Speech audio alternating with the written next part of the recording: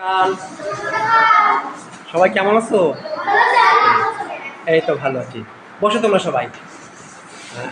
হাবিবা কেমন আছো? এই তো ভালো আছি। আচ্ছা, বন্যা দাঁড়াও তো। বন্যা, বৃষ্টি ছড়া কবিতাটা কে লিখেছেন বলতে পারবা? বলো তো, কে কে বলেছে? সৌম্য কে বলে? ফরুক আহমদ। এবার রোহান, বলো তো ফরুক আহমেদ কোথায় জন্মগ্রহণ করেছিলেন? মনে আছে? দাও। কোথায়? মাগুরা, তাই তো? আচ্ছা, ইয়াসিন দাও তো, আমাদের জেলার নাম কি? আমাদের যে জেলা, এটার নাম কি? কি নাম? হ্যাঁ, খুলনা। এবার খেয়াল করো, আমরা আমরা কবিতাটা পারবো তো পড়তে? কবিতাটা সব মুখস্থ করেছি না আমরা? আচ্ছা, তিথি দাও তো। তিথি আমাকে 4 লাইন শোনাও।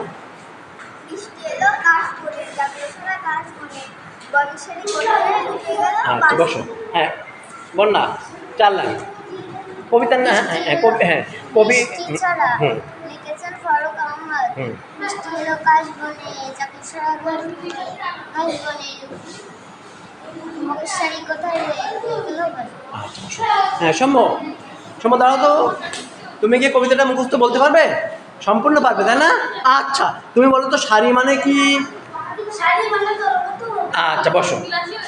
হ্যাঁ, অর্জুন, তুমি বলো তো কিয়া মানে কি? কিয়া একটি ফুলের নাম। আচ্ছা, অয়ন ভালো আছো তুমি? তুমি আমাকে 2 লাইন শোনো তো কবিতাটাই, 2 লাইন। বৃষ্টির ছড়া, হ্যাঁ। আচ্ছা বসো, তুমি বলো আধার মানে কি?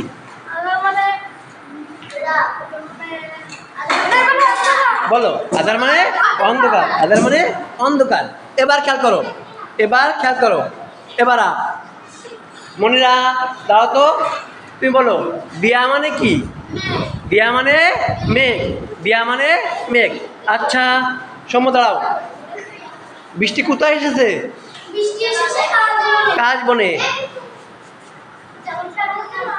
অর্জুন দাঁড়াও। বকের শাড়ি কোথায় কোথায় লোকাচ্ছে? বাঁশ বনে। আচ্ছা, তিথি বাঁশ বানান কর তো। বাঁশ, তাই তো? রোহান দাঁড়াও। এই যে সাড়া মানে কি?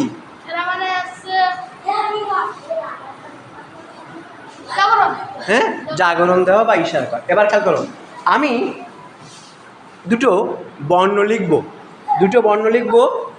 কয়টা বর্ণ লিখব? এবার সৌম্য এখানে আসো তো। সৌম্য আসো।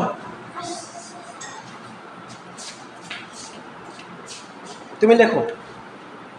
হ্যাঁ, আ লেখো।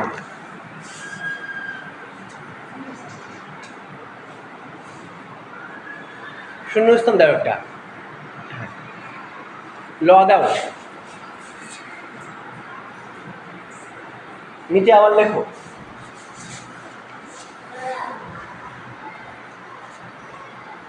ড্যাশ,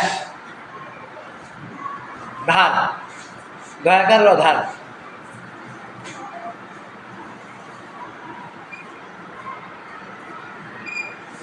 দাও। বন্যা আসো। বন্যাকে দাও, চকটা দাও।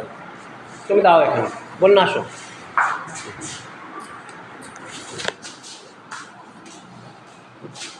প্রথম একটা লেখো তুমি, কি হতে পারে?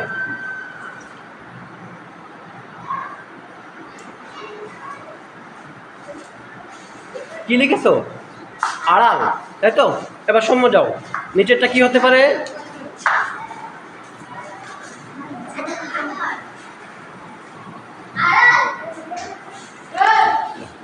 তাহলে তোমরা সবাই পারবে তো এরকম? শূন্য থাকে বর্ণ বসিয়ে শব্দ তৈরি করা। বর্ণ বসিয়ে এবার অর্জুন দাঁড়াও।